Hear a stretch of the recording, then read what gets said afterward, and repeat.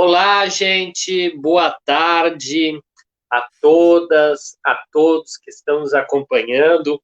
Hoje nós estamos recebendo, na verdade, a querida Maria do Rosário, que em Porto Alegre não tem quem não conheça, não saiba da sua trajetória, da sua história de luta, muito ligada a esse território, mas também, né, expandiu a sua luta nacionalmente.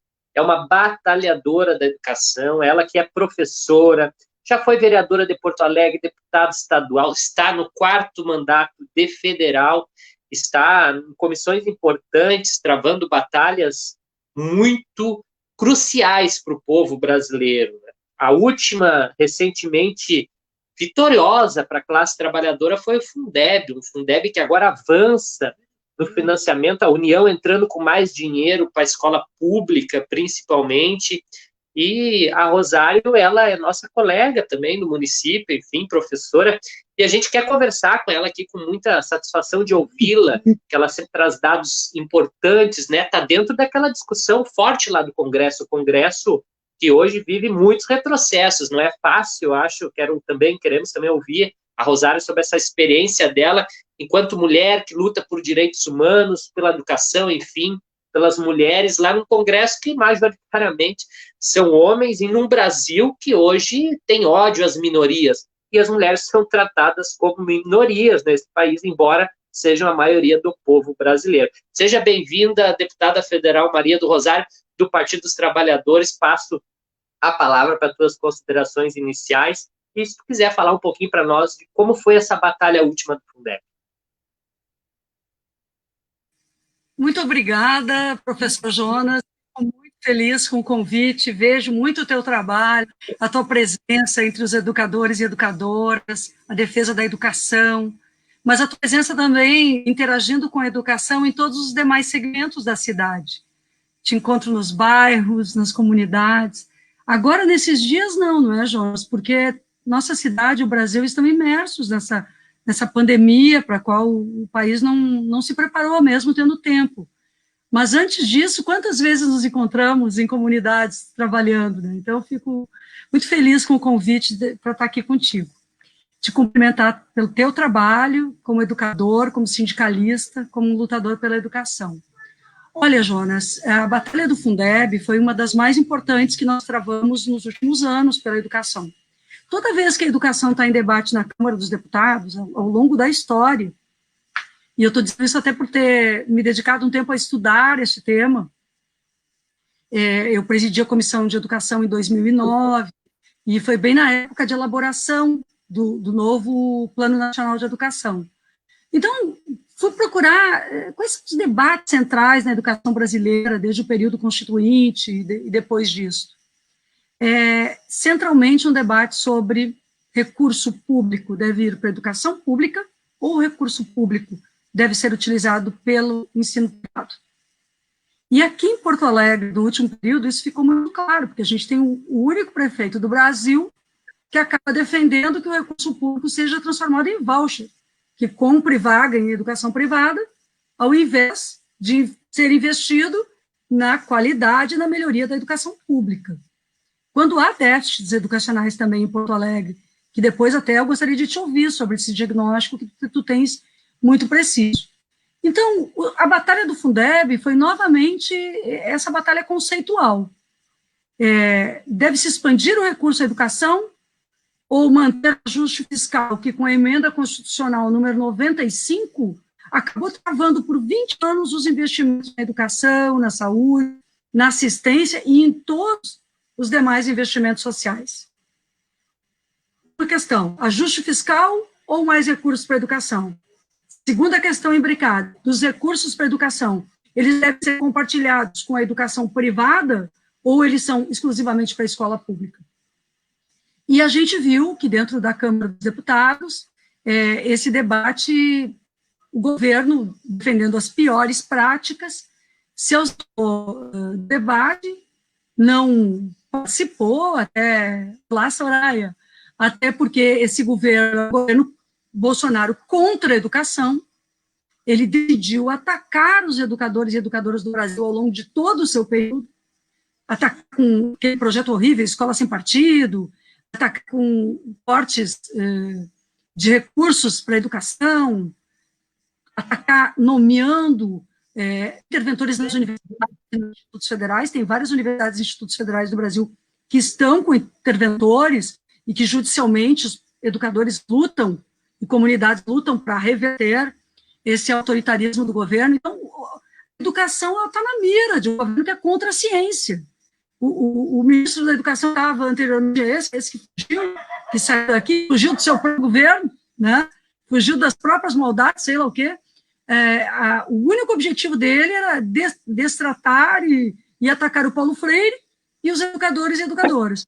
E, diante disso, por 1 ano e meio, a comissão sobre o Fundeb fez as suas reuniões, chegou à conclusão, a relatora esteve 2 vezes, por exemplo, aqui no Rio Grande do Sul, a deputada Sofia, conosco também, com os prefeitos e prefeitas do Rio Grande, e assim ela fez uma passagem pelo Brasil, debatendo com prefeituras, com estados, com educadores. Ela fez o debate e formulou um relatório pactuado. O PT, Jonas, queria que nós tivéssemos 40% de aporte de recursos federais, porque, como é hoje, a União só coloca 10% no Fundeb, 90% é recurso de estados e municípios. É uma grande cesta que estados e municípios não colocam ali dentro parcela dos recursos que são de contribuições, de tributos, enfim. E esta cesta é redistribuída de acordo com o número de alunos de cada rede e com as características dos alunos no seguinte sentido: educação infantil tem um per capita, ensino fundamental outro, EJA, ensino médio, que é pactuado. Bom, nós não conseguimos colocar os 40%, como queríamos, de contrapartida da União. Bom, mas conseguimos 23%. E com estes 23%, nós demos acordo para votar a matéria. Qual é a nossa surpresa? Antevéspera da votação, o governo mira o Fundeb e tenta impedir a votação. Tentou de todas as formas. Todas as formas. E eu vou dizer uma coisa para ti: o mais importante dessa mobilização não foi o que a gente fez dentro do Congresso. O mais importante foi o trabalho e o contato que os educadores e educadoras fizeram com os parlamentares. Aquele WhatsApp que vocês mandaram para os deputados e deputadas funcionou. Realmente, pessoal, funcionou. Agora tem que ser com os senadores, com as senadoras, porque deu resultado, sabe?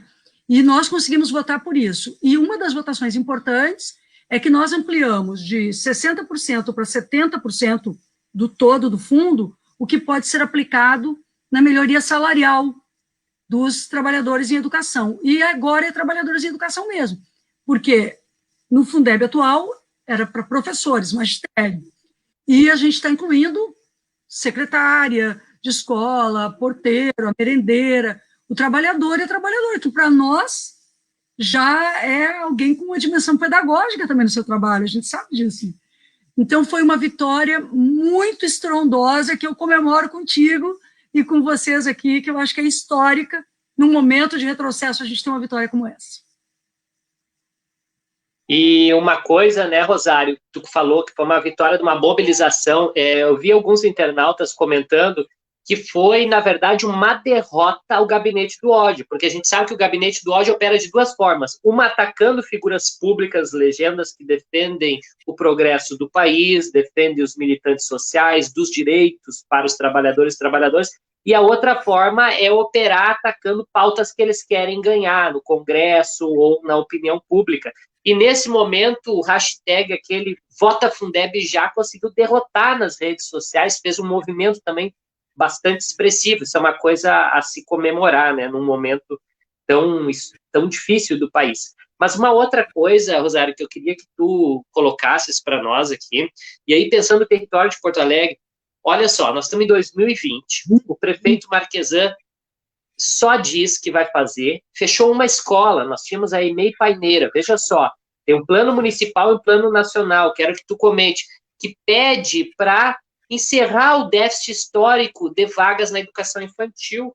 pelo menos dos 4 aos 6 anos, que tu sabe, tu votou lá na emenda 59 em 2009, que é obrigatória a educação dos 4 aos 17. E Porto Alegre deixa um coletivo muito grande de famílias. Estou falando principalmente de mães e crianças pequenas, fora da escola. 5.000 vagas é o que falta hoje, é muita gente. Muita mãe que, por exemplo, Rosário, precisa trabalhar para complementar renda, precisa trabalhar para construir renda, para manter os seus filhos, as suas filhas, não consegue porque no seu bairro o prefeito não oferece a vaga da educação infantil que ela precisa muito. Nós temos uma rede conveniada que, por exemplo, quer expandir.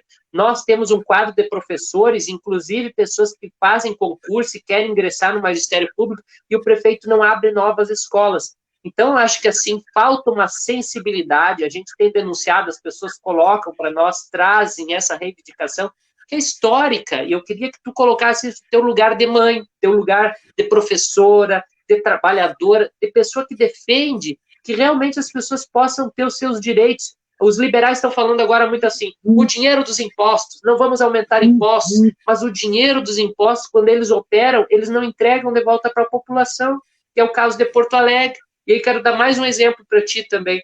Ele pegou quase 4 milhões de reais do Fundo da Saúde e da Assistência Social, nesse momento da pandemia, para fazer merchandising, marketing do governo, ao invés de entregar cestas básicas para a população. Eu vim agora, antes da live, do CRAS do Extremo Sul, Chapéu do Sol, que tem uma escola, enfim, perto da Ponta Grossa, que estava fechado hoje, Rosário. Famílias desempregadas, com fome, com a porta fechada, porque não tem servidores para substituir aqueles que estão contraindo a Covid. E as pessoas contraem a Covid porque ele não entrega EPIs. Então, assim, há um movimento macro complicado dessas políticas que deixa a população desassistida do que é básico: saúde, assistência e educação. Queria que tu comentasse um pouquinho isso e trouxesse também como nós podemos ajudar, enquanto trabalhadores, vocês nessa batalha, quer dizer, os trabalhadores e seus representantes, para tentar desmontar essa PEC que foi aprovada lá no governo golpista do Temer, porque isso está amordaçando a nossa capacidade, sabe, de ser cidadão em cada lugarzinho do Brasil, e Porto Alegre não é diferente. Eu concordo contigo. Eu acho que no plano nacional nós precisamos derrotar essa PEC, essa emenda constitucional, retirar da Constituição este aspecto que é a emenda constitucional número 95. Eu não tenho nenhuma dúvida que nós temos que derrotar isto. Tem que mudar o projeto político no Brasil, porque nós somos hoje atacados por um governo que é fascista na política e ultra neoliberal a um patamar de naturalizar a morte e não se responsabilizar pela proteção à vida dos brasileiros e brasileiras. É por isso que nós estamos chegando aqui a cerca de 100 mil brasileiros e brasileiras que já perderam a vida, quando eu considero isso uma tragédia abominável, e eu te digo, acima de tudo, por quê, Jonas? Porque são mortes evitáveis. Não se trata de algo natural. Nós não podemos naturalizar mortes que poderiam ser de pessoas que poderiam estar vivas, tivessem tido a condição de estarem protegidas, como tu citaste, trabalhadores da saúde, trabalhadoras sem equipamentos, trabalhadores da assistência social sem equipamentos de proteção individual, ou então a situação de miséria em que jogam as pessoas e que faz com que elas tenham que ficar ou na porta da Caixa Econômica Federal, em filas intermináveis, porque, na verdade, o sistema não foi organizado de uma forma adequada para preservar a vida dessas pessoas. E buscar por outras formas o sustento. Basta olhar as pessoas que estão em trabalho remoto, elas olhem, por favor, pela janela que seja da sua casa, em algum momento, para ver quantas vezes por dia, mesmo em ruas mais tranquilas, nos bairros, a gente vai enxergar pessoas buscando alimento no lixo. Quantas pessoas nas ruas nós temos? Bom, isso tudo não é natural. Isso é produzido por um projeto econômico e político e se a injustiça é produzida na política e na economia, a justiça também tem que ser produzida ali. São os governos que decidem isso. E é um governo e um parlamento que tem tomado iniciativas que têm levado à concentração da renda, mesmo num período como esse, a ampliação do lucro de poucos e da tragédia pessoal de muitos, de milhões. Então, eu me somo assim, às tuas preocupações, à tua indignação, me solidarizo com professores, professoras, pessoal da FASC, pessoal da saúde, da Prefeitura Municipal de Porto Alegre, das demais prefeituras que possam estar gente que está na linha de frente para proteger, até porque o acesso, por exemplo, a recursos ou a programas assistenciais para os mais comprometidos na sua autonomia, no seu desenvolvimento, se não tem assistência social, tem pessoas que nem conseguem alcançar. E a assistência social é a ponte até garantir que a pessoa chegue ao seu direito.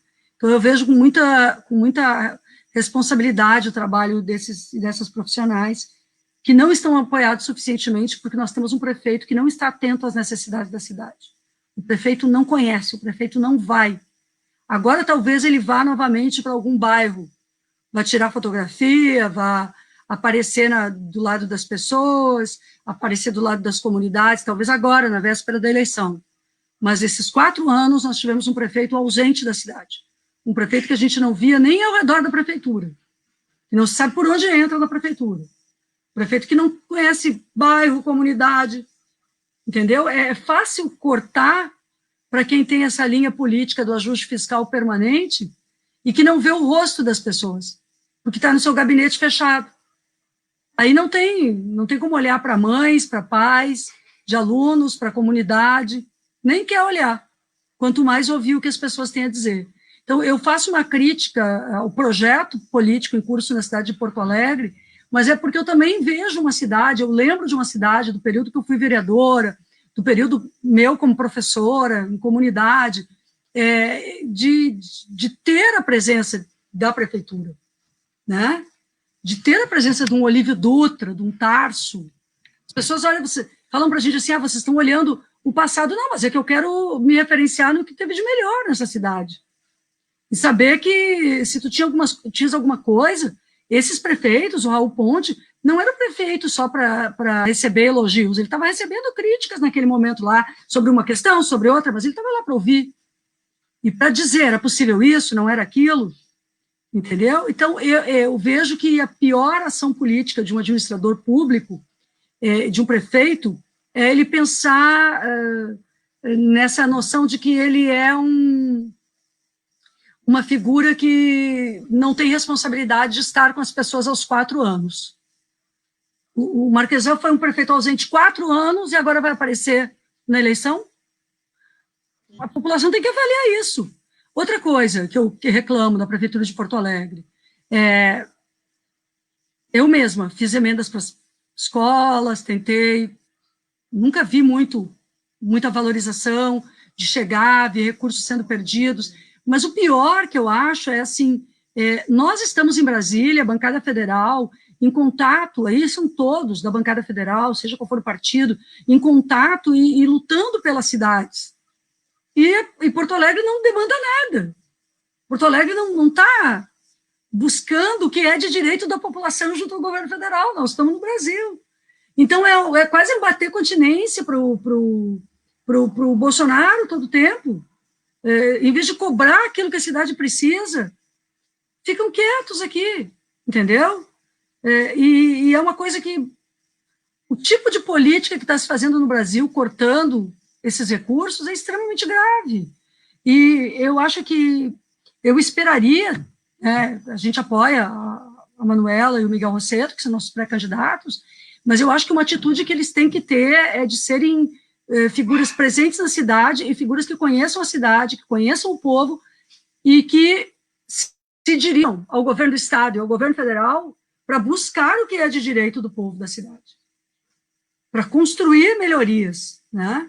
Então, a Soraya até diz, quem vivenciou as administrações populares sabe quanto a gente avançou naquele tempo, e naquele tempo, Soraya, grande parte daquele tempo era governo Fernando Henrique Cardoso, que era ruim para o povo, mas, pensa, a terceira perimetral, a cavalhada, pensa as bombas de captação do DEMAI, o Guaíba Vive, a renovação do Araújo Viana público, não essa que tem aqui agora, parques e praças, tudo isso foi construído buscando recursos com administração competente, mesmo contrária ao governo federal.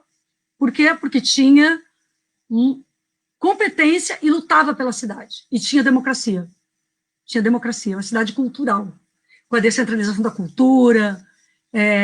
Para mim, assim, a diferença que havia na rede municipal de educação, o incentivo a que cada educador e educadora, Jonas, fosse também um pesquisador da educação, alguém que estava aprendendo com seus alunos, alunas, que estava construindo a educação. Então, tinha uma grande empolgação, uma efervescência pedagógica também, que eu acho que a gente tem como educadores que viver isso, porque a gente quer... O que a gente quer sobre uma cidade como a nossa? A gente quer viver como pessoas criativas, né? Nós não queremos apenas receber uma diretriz, mas a educação, por exemplo, os educadores são construtores da política educacional de uma cidade. E acho que é isso que nós queremos nos dispor a ser no próximo período, né? Com as nossas pré-candidaturas, com a tua pré-candidatura também a vereador, colocada aí, com a pré-candidatura do Rosseto, a vice, da Manuela, essa presença que a gente tem na cidade é uma presença para despertar e mexer com a cidade, para dizer, olha, nós vamos encarar de novo o tema da democracia. E, Rosário, te ouvindo assim, eu queria te trazer mais um ataque, que foi o último do Marquesan, e daí quero passar para as suas considerações finais. Porto Alegre já viveu um momento muito bom, de políticas públicas, do povo dizendo, olha, governante, nós queremos isso aqui, essa inversão de prioridades. Acho que falta isso. O oxigênio não vai vir de um político, do outro, de uma legenda, da outra. O oxigênio vem do povo sendo chamado a fazer política, ser sujeito da política. A gente aprendeu com o Olívio isso, né? A gente aprende com os construtores do Partido dos Trabalhadores. Eu tenho um enorme orgulho de estar nessa trincheira do PT contigo, a gente fazendo a luta nas ruas, vocês lá, deputados no Congresso, enfim, os sindicalistas, nós fazendo o enfrentamento à destruição, né, da política pública, porque a população já pagou por isso antecipadamente e a gente quer desenvolver. Vou dar um exemplo. Porto Alegre, no período Marquesan, fechou 700 cargos de professores. Isso é reduzir 700 empregos, isso é reduzir direito à educação. Fechou turmas de EJA, fechou berçários nas EMEIs. Fechar berçário, um absurdo. Aí a justificativa dele, não, eu vou fechar berçário para abrir turmas de jardim, mas isso é um absurdo. Tu não pode tirar uma criança para colocar outra, tu tem que ampliar. E aí o Plano Municipal de Educação prevê, né, metas, estratégias que o prefeito jogou na gaveta. E diga-se de passagem, o governador também. Inclusive, o governador parcela os salários e dizia que não ia. Fez o que mentiu. Quer dizer, mentiu na eleição, fez estelionato. Eles fazem estelionato. Marquesan dizia que ia fazer uma cidade diferente. Piorou. Sabe que tu pegar uma cidade destruída, com má gestão que tinha, e construiu algo pior, foi o governo Marquesan. E agora ele não para. Mesmo faltando 5 meses, segunda-feira ele publicou no Diário Oficial o fim do difícil acesso para um coletivo muito grande de escolas, coisa que ele não fez melhorias na mobilidade urbana. Tu comentou aqui uma das grandes obras que foi feita há 20 anos atrás, a perimetral, pelo Partido dos Trabalhadores, e ele não fez melhorias na mobilidade e arranca o difícil acesso das escolas. Os professores, Rosário, dão aula de manhã numa escola, de tarde na outra, de noite na outra, às vezes dão aula no município, no estado, para complementar a renda, porque estão com o salário congelado no município há 4 anos, no estado há 5 anos. Então, o poder de compra deles reduziu e agora eles dão mais um golpe, tirando 20% do salário que já está minguado, né? Devem a inflação para os servidores. Então, assim, ó, é uma série de ataques que não para. Então, eles dizem que vão melhorar, dizem que vão ouvir, não ouvem, não sentam com os representantes dos trabalhadores, e em Porto Alegre a gente vive isso. Mesmo o governo, que faz uma gestão pífia, tem elogios das redes de transmissão, as emissoras, enfim, a mídia, a grande mídia. Hoje de manhã, a Gaúcha dizendo assim, não ataquem o Marquesan, se querem concorrer com ele, façam uma disputa honesta, não ataquem a figura do prefeito. Puxa vida, um governo péssimo que pegou 4 milhões do Fundo da Assistência à Saúde, que deveria ter transformado em cesta básica e EPIs para os profissionais da saúde. Não fez. Eles elogiam e aí pedem honestidade. Que honestidade? A honestidade lá no debate da Globo, que a gente tem que lembrar que eles foram desonestos no debate da Globo do Lula com Collor, lá no passado. Lá começou o golpe da mídia, que é sim um poder instituído, instalado no Brasil, que ataca a população. Este golpe que aí está, e que aprovou a PEC 95, e aprovou, inclusive, levou à presidência do Brasil esse fascista, que é o Bolsonaro, é uma coisa construída também pela mídia, de ódio ao povo, ódio aos direitos, que eles não aguentaram, Rosário, quero passar para te concluir, eles não aguentaram ver negro, ver mulher da periferia, ver índio, ver os pobres dentro da universidade, dentro das escolas, tendo direito a ser cidadão, disputando de igual com aqueles que eram os poderosos do Brasil. Eles não aguentaram um governo popular que olhava o povo trabalhador com um olhar diferente. Eles não aguentavam conceder direitos, que era o que eles falavam. Eu gosto muito de lembrar aquilo que o Lula dizia. Eles não queriam que o aeroporto fosse rodoviária. Está aí agora as empresas, as aeroviárias, falindo, estão decretando falência, porque não tem mais pessoas para voar, porque eles acabaram com o Brasil. Enfim, tem muitas coisas para nós debater, em um outro momento podemos trabalhar vários temas, mas eu quero passar para as tuas considerações finais, e tu comenta o que tu achar interessante, e estou muito feliz de estar conversando contigo. Muito obrigada. Eu vou comentar esse aspecto que tu colocaste também das famílias e das mães, sobretudo. A sua maioria é mães, sozinhas com seus filhos, criando as crianças, ou avós, às vezes com a avó ajudando, para citar aqui no Plano Nacional de Educação, tá? Que essa não ao acaso é a meta número 1, que está escrito universalizar. Qual é a meta, né? Universalizar até 2016. Gente, já passou. A educação infantil na pré-escola para as crianças de 4 a 5 anos. 4 a 5 anos tem que ter vaga para todas. Se não tem, o prefeito está contra a lei. Ele precisa resolver isso. Se ele não resolveu, ele tem que dizer por que não resolveu. Porque ele tem condições de resolver, de buscar os recursos e de fazer, e ele tem que priorizar. Até porque na Constituição também está escrito no artigo 226 e 227 que a criança é a prioridade absoluta. Então, ele deveria colocar no texto. E aqui a meta se complementa com atender, no mínimo, 50% das crianças de até 3 anos de idade, até o final do PNE 2024. Então, o que eu quero dizer aqui para vocês? Destacar. Estes aspectos, o atendimento das crianças na educação infantil, seja na creche, seja na escola, e o atendimento e a educação diz respeito a toda a qualidade de vida e potencial de desenvolvimento que uma cidade tem. Se nós não temos investimentos seguros aqui na educação, de fato, nós não teremos uma cidade com um desenvolvimento planejado, urbano, da ciência, da possibilidade de ser uma cidade que agregue valor àquilo que ela produz, da cultura. Eu acredito que cada escola, seja ela de educação infantil, conveniada ou as próprias, seja as escolas de ensino fundamental do município, deve ser a escola e, ao mesmo tempo, um centro cultural, de onde emane respeito, participação, uma vivência humanista. E eu creio que isso tem que ser construído com os educadores, com a comunidade, com os estudantes.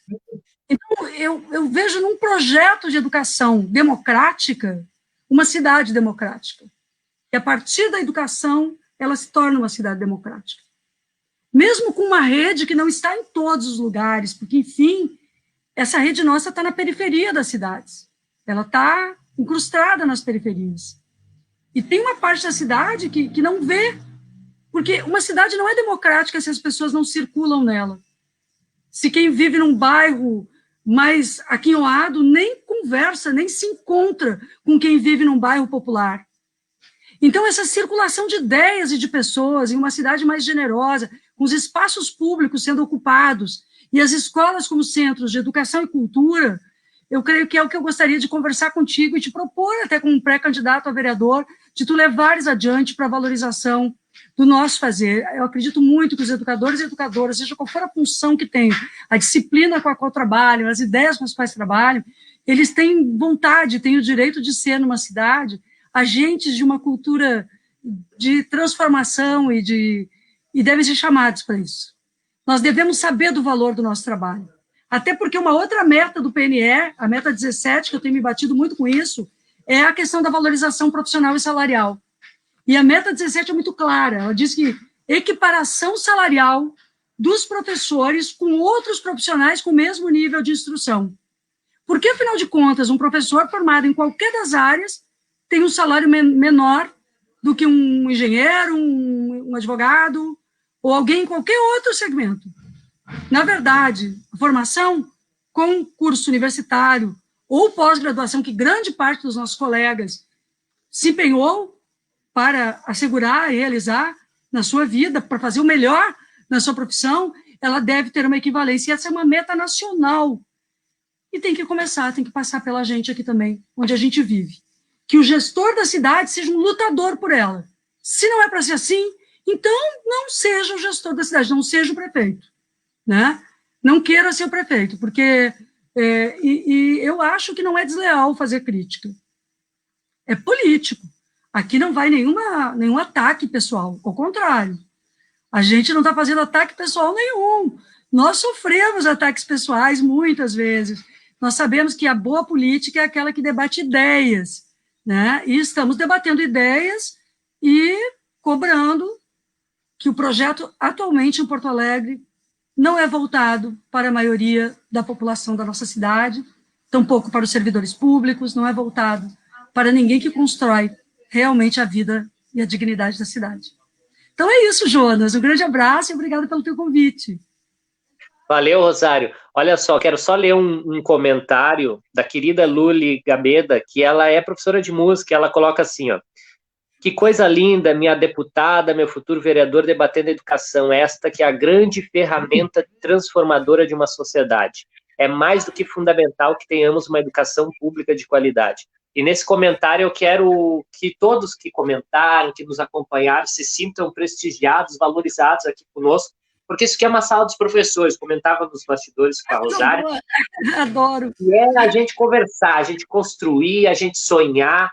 E na Maria do Rosário, gente, a gente sonha com ela, a gente constrói, porque ela luta com o coração, ela fala com emoção, tudo que ela faz é com muito carinho, com dedicação. Uma pessoa que todo mundo sabe que violentamente atacada pelos gabinetes de ódio desse Brasil há muito tempo e resiste firmemente.